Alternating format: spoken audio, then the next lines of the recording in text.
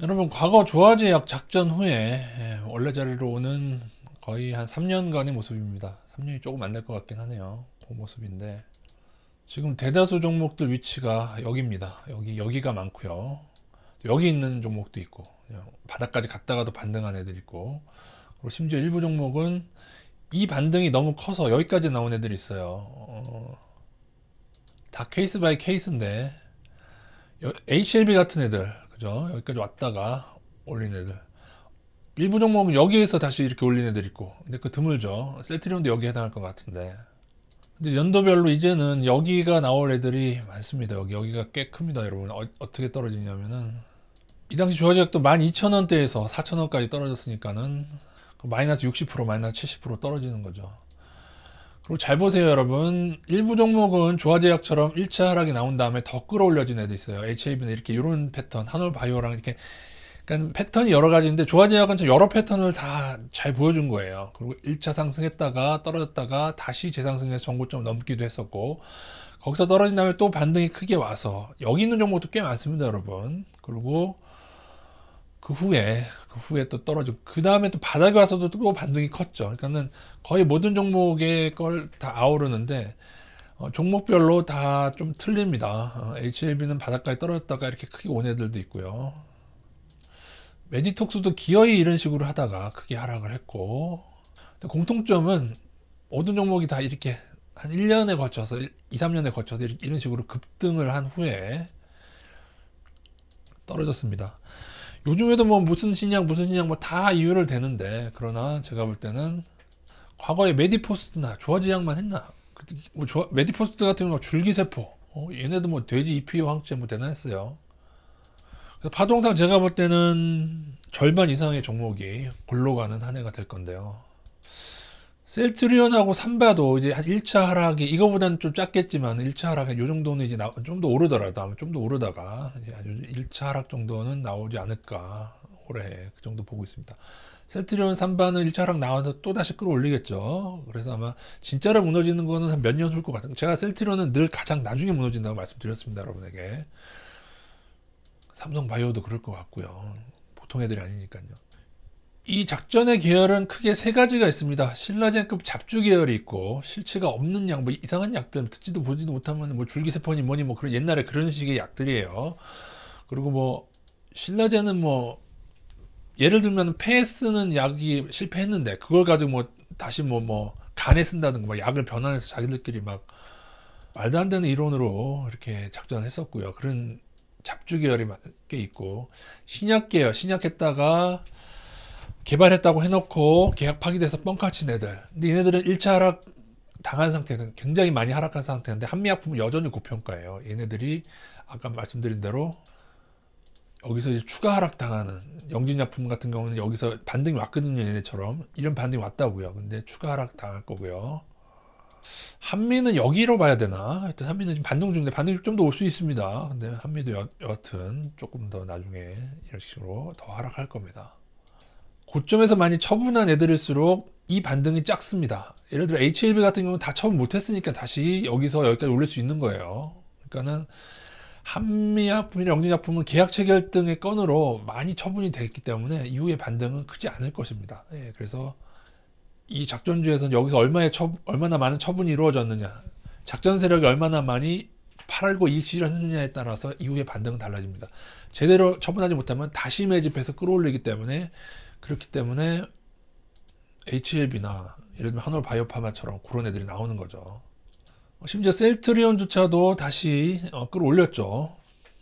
그래서 이제 셀트리온 끌어올리고 나면 이제 다시 블록딜 할 거고요. 그리고 이제 회사 관계자들이 좀 빠져나가는 정황이 있고, 이제 서정준 회장 이제 회사에서 자리 내려놓으면서 코로나랑 합병 끝나면 이제 그부터 이제 본격적으로 이제 회사 관계자들 물량도 많은데 이제 블록딜한 물량 나가고, 이제 주포들이 걔네들 아니겠습니까? 걔네들 이제 외국계 주포들 일단 1차 처분했고 이제 2차 처분 시작될 거고요. 그 다음에 좀 더 올릴 수 있습니다. 그거는 염두에 두시고, 그 후에 회사 관계자 물량도 꽤 되는데 그거 이제 팔면서 나중에 셀트리온이 이렇게 될 겁니다. 삼바는 이거보다는 조금 나을 것 같긴 해요. 근데 삼바도 마이너스 50%는 각오해야죠. 더 오르더라도요. 더 오르더라도. 그래서 제가 볼 때는 이 종목 중에서 급락이 나올 겁니다. 파미슬, 메지온 이런 애들 있지 않습니까? 예, 여기 제가 보면 신라젠급 여기에 해당하는 애들 적어놨는데 메지온, 신혼생명과, ABL바이온, 아이백, 바이오니 한번 쭉 보죠. 파미슬 이것도 다 조사한 게 아닙니다. 그때 조사하다가 시간 없어가지고 말았는데 오스코텍, 휴마시스, 코미팜, SK바이오팜은 오르지 못했는데 티슈진처럼 거품상에서 신라젠처럼 된다면 한번 오르고 떨어질 거예요. SK바이오팜은 한번 오를 가능성도 염두에는 두세요. 신라젠처럼. 그러나 티슈진처럼 된다면 오르지도 못하고 떨어질 거고요. 얘가 신라젠처럼 될지 티슈진처럼 될지 모르는데 똑같이 적자폭이 크다. 그래서 향후에 거래정지 가능성 등이 매우 큰 종목입니다. 제가 볼 때는. 요거 삼성으로 FDA 얘기하시는데 제가 볼 때는 약의 효능이 전체적으로 있는 게 아니고 일부에만 있는 거를 제가 볼 때 약간 뻥튀기 시켰어요. 그거 제가 예전에 말씀드렸습니다. 그리고 무조건 신약, 지금 이제 신약을 내놓으면서 전관제 1위 약하고 막 비교를 하고 난리예요. 이게 말도 안 되는 거죠. 옛날에 한미약품 떠올리는 그런 겁니다. 다 조심하셔야 됩니다. 적자폭 큰 애들의 문제는 향후에 상장 폐지가 가능하다. 신약 계열은 진짜 많이 떨어졌거든요. 여러분 아실 거예요. 이건 대표 종목만 적었는데 영진약품은 여전히, 그다음에 한미약품은 조금 덜하고 영진약품 여전히 거품이 크고 급락했어도 크다는 얘기입니다. 그래서 향후에 추가 설거지를 당할 것 같고요. 바이오시밀러도 거품이 크죠. 바이오시밀러인데 무슨 세계적인 글로벌 신약급 시총을 가지고 있어요. 말도 안 되는.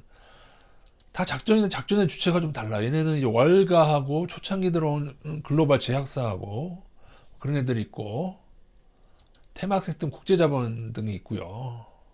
신약 계열들은 글로벌 제약사들이 많이 관련돼 있고, 그죠? 걔네들이 계약까지 체결해주고, 아마 조금씩 기술도 좀 던져주긴 할 것 같아요. 근데 그래도 얘네는 그냥 적자고 그냥 밑도 끝도 없는 애들이지, 이제 사채급, 이제 사채나 이제 깡패 끼고 이제 작전하는 애 있거든요. 그러거나 아니면 이제 중국 자본 끌어오는 애들, 그런 급인데, 이제 여기서 상장 폐지가 나올 가능성이 매우 큽니다.